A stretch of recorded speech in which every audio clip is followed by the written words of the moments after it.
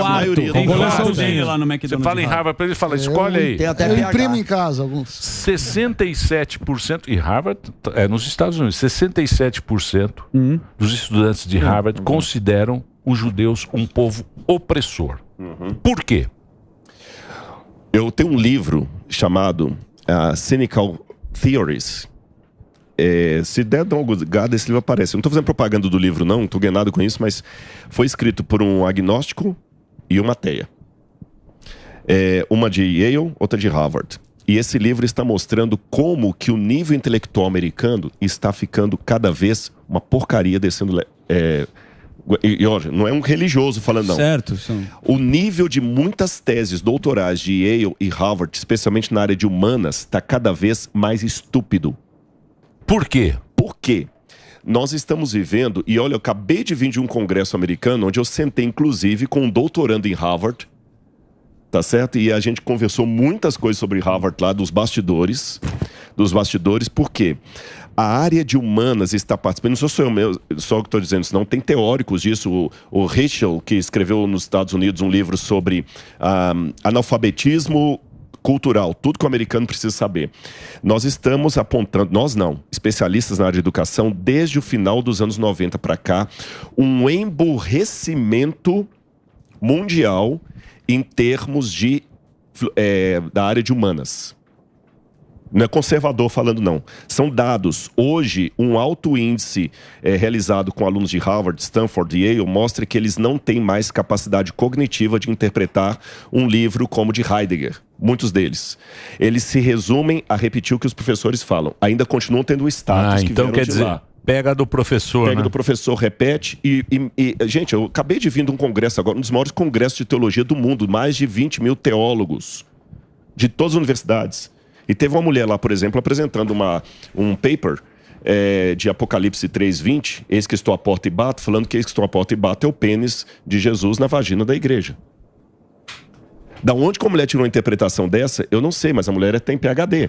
Então está tendo um emburrecimento dessas áreas e o aluno não... E repito, isso aqui há dados, eu tenho artigos científicos em casa sobre isso, que os alunos não estão sendo mais com poder de reflexão, autonomia de pensamento. Isso é o globalismo? De certa forma, eu não saberia te dar todos o globalismo, os isso? cultura woke. Mas nós estamos tendo... cultura woke. Eu vi outro dia antes, também. O idiota falava isso, desculpa só te interromper, Emílio. O idiota falava isso, mas ele não tinha diploma. Hoje a idiotice está sendo falada... Graduada. Com diploma. Dá mais peso. Terrível, né? Repito, não é a opinião do Rodrigo, não. Há especialistas dizendo isso. Então isso talvez explica o porquê desse antissemitismo de Harvard, explica porquê de algumas da área bíblica, algumas ideias que eu falei, de onde que o camarada tirou um negócio. Se eu falasse algumas coisas que estão virando tese nessas igrejas, nessas universidades, você nunca mais me chamava aqui, de tão absurdas que são. Mas estão virando teses. Você que é um estudioso, inacreditável, né? Isso, né? Mas porque é o mundo você inteiro, sabe, né, você sabe que antes do século XIX, o judeu não podia frequentar universidades. Ele era proibido de frequentar. Tanto é que se você procurar um período anterior a isso, é só francês, só esse cara. Depois disso, passou a ter muito judeu. E também colaboraram muito para as universidades americanas. Financiaram, né?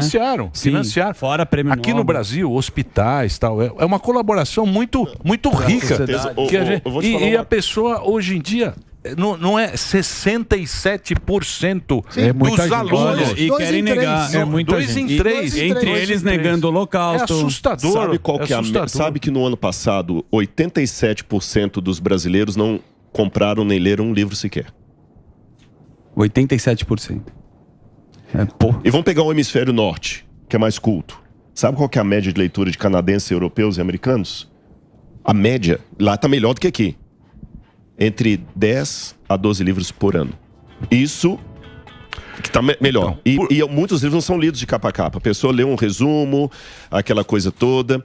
E tem muito aluno repetindo. Vou dar um exemplo para você. Porque o livro virou corte hoje, né? Virou corte. É short. Foi trocado, né? Tudo muito rápido. Os clássicos não são mais exigidos sem ler em sala de aula. As pessoas não lêem os clássicos. O pessoal não lê mais a Ilíada de Homero, a Eneida de Virgílio. Não lê. Faz aí. Quantos conhecem a Eneida de Virgílio, a Ética Nicômaco mesmo em faculdade de filosofia, de Aristóteles? Não leu. Agora, isso aí é um negócio assustador, né, Rodrigo? Porque se a gente for pensar bem, esses caras que vão dominar a geração e vão dominar o mundo, né? Porque onde jovens, o cara ele sai dali da escola, né? Sim. Da escola, porque esse pensamento aqui é o pensamento do professor. Claro. Perfeito, né? é uma doutrinação, de certa forma. Doutrinação, exatamente, esse é que é o ponto. O pessoal acusa muito o religioso de ser doutrinador, mas muitas salas de aula viraram púlpito. Total. Agora tem um detalhe curioso. Se você olhar bem, tem um filme antigo chamado Wall-E. Sim. Daquele robozinho. Sim. Wall-E. Exatamente. Tá todo é um gordinho. filme que quase não tem fala ou não tem fala. Exatamente. E todo mundo gordinho lá, porque o pessoal não andava e tal, tudo mais. Se todo mundo parar de usar o corpo, a gente vai ficando cada vez mais sedentário. Lógico. Subir 20 lances de escada, você tá morrendo. Por quê? O cérebro é a mesma coisa. E hoje nós estamos cada vez com mais recursos para usar cada vez menos o cérebro. Por exemplo, a escrita cursiva está cada vez piorando, porque ele só digita. Você sabe que tem um estudo tem um sobre corretor. isso? Não tem estudo sobre isso que mostra que quando a pessoa ela escreve o que está aprendendo, ela retém muito mais. Digitar só funciona para quem não sabe digitar, que tem que prestar atenção. Mas pior que nem digita. Você sabe que na sala de aula, os alunos agora tiram foto da lousa. Porque, pra que eu vou ficar anotando tudo? Mas prejudica. O site GPT faz o artigo pra mim. Eu não preciso mais escrever um livro. Sim. Agora, se eu quiser um livro sobre a história da Jovem Pan, ele faz pra mim. Faz. E eu faz só ponho errado, o nome mas lá. faz. Você tá entendendo? Mas estão melhorando, né? Vai melhorar muito. A tradução. Hoje, se quiser colocar esse programa todo nosso aqui, todo mundo falando em russo fluente, coloca. Teve um encontro na igreja. Mas fica mais ou menos. Mas coloca. Melhor também russo. Não, mas, não. Por enquanto não. Eternamente vai ser ruim. Ninguém tem a malemolência do ser humano. O gingado. Não vem não, Rodrigão. O gingado. A alegria nas pelas. Eu espero que sim, mas olha, teve um encontro agora da Igreja Adventista lá e um pessoal eles estavam em palestras lá para saber o poder da mídia e eles fizeram uma brincadeira. Pegaram um vídeo do presidente da Igreja Adventista para América Latina, para América do Sul, perdão, pastor Stanley Arco. Eles puseram um vídeo do pastor Stanley, dando boas-vindas ao pessoal lá e tudo mais. Daqui a pouquinho ele começou a falar inglês, daqui a pouquinho ele passou para o russo, daqui a pouquinho ele passou para o chinês. Sim. E ele não sabe chinês nem russo. Aí depois o pessoal, nossa, que legal, né? Aquela tradução sincrônica. Pois é, só que tem mais um detalhe. O pastor Stanley não gravou esse vídeo. Ele nem era ele. Nem era ele. Tá nesse nível. Se fosse só pegar o Emílio aqui e botar o Emílio falando em russo, já seria um negócio. Mas você não fez aquilo ali. Então, eu hoje me preocupo muito em levar, não quero dizer que eu sou tal não, mas eu ainda me preocupo com aquela educação antiga, de levar os meninos a lerem os clássicos, a aprender. Não fica só contando com a tradução, não, aprenda o grego, aprenda essas coisas, leia Aristóteles, não fica só repetindo o que o professor falou não, sabe? Leia os dois livros. Leia os 2 livros e tudo mais, então vá aí, é muito importante leitura. Então, diferente do que muita gente pensa, eu sou um religioso que eu incentivo as pessoas a concordarem, a estudarem, mesmo que discordem de mim. Sim.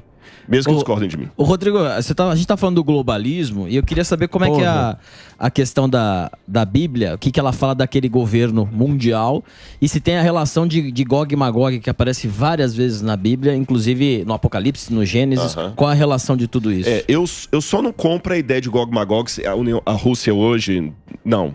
Porque, embora provavelmente seja naquela região ali, mas eu não dou esse salto, não. Para que o Apocalipse seja corretamente entendido, eu tenho um método comigo. Porque se eu falar o seguinte, a besta do Apocalipse é a ONU, a besta do Apocalipse é o Saddam Hussein, a besta do Apocalipse é igual música de Roberto Carlos, qualquer uma conta a sua história se você tá na fossa. Eu não posso, fica muito assim, cada um fala o que quiser. Procurando pelo em ovo. Sim, você pode achar. Então, o que eu faço com a arqueologia? Eu vou até aquele tempo da Bíblia, como se fosse uma viagem no tempo, e eu pergunto assim, para as pessoas que viviam naquele tempo, o que significava isso?